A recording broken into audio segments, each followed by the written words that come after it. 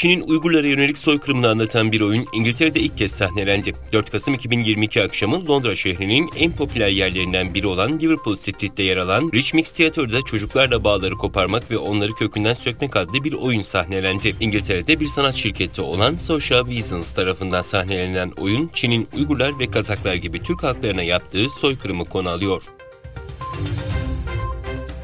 4 Kasım'da İsveç Uygur Eğitim Derneği, İsveçli parlamenterleri ve Adalet Bakanlığı'na İsveç'in Çin'in soykırım suçunu tanıması hakkında bir mektup sundu.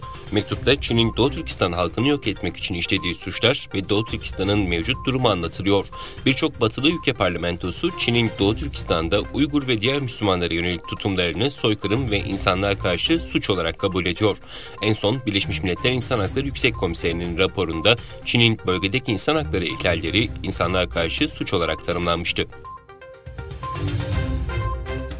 Çin'in Doğu Türkistan'da sözde sıfır Covid politikası bahanesiyle insanları evlerine hapsederek aç ve tedavisiz bırakma uygulaması Doğu Türkistan halkı için felakete dönüşüyor.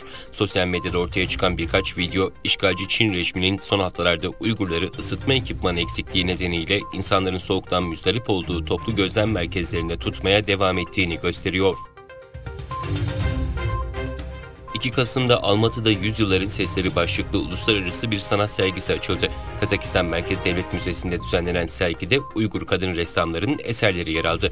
Dünya Sanatı Modern Sanat Galerisi tarafından düzenlenen etkinlik, Kazakistan Uygur Birliği ve Almatı şehri Uygur Kültür Merkezi tarafından desteklendi.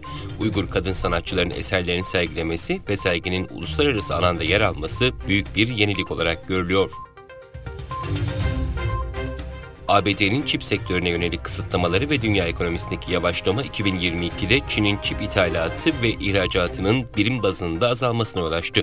Gümrükler Genel İdaresi verilerine göre Ocak-Ekim döneminde Çin'in çip ithalatı birim bazında geçen yılın aynı dönemine göre %13,2, ihracatı ise %10,8 azaldı.